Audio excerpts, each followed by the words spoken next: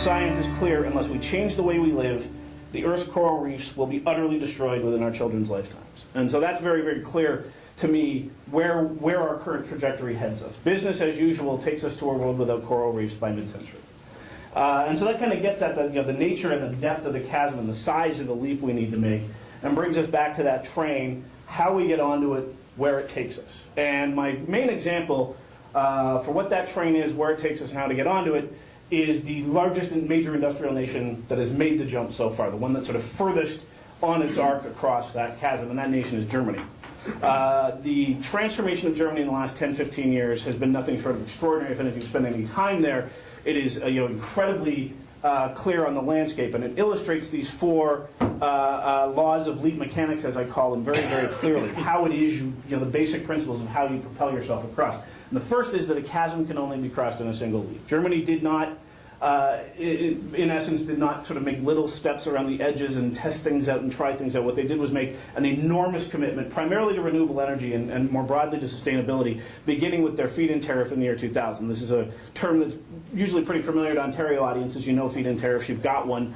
I won't get too much into the debate around that, although we can talk about it after. But the simple fact of it is, 12 years after passing the world's first feed-in tariff, Germany is an altered landscape in many, many very, very admirable ways. If you go anywhere in Germany now, what you will generally find anywhere where there's the space is large-scale solar farms, large-scale wind farms, smaller-scale stuff all over the place. Germany, which is not particularly sunny, it's not particularly windy, it does not have a particularly large amount of open space, far less on all counts than Canada has.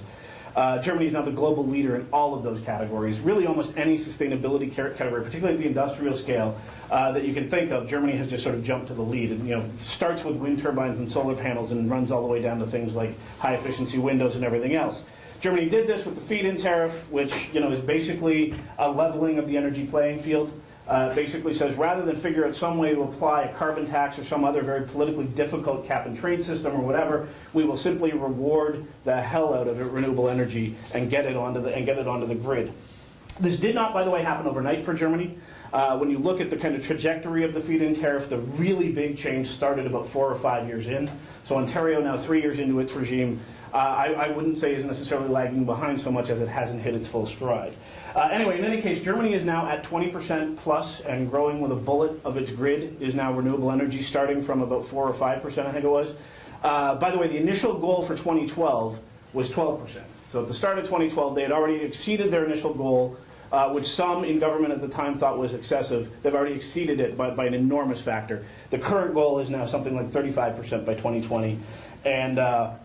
And that's really not even the most exciting. Yes, their greenhouse gas emissions are falling and all that, but that's really not the most exciting part on the ground level. On the ground level, what they've done is build the sort of foundations of the first green industrial economy.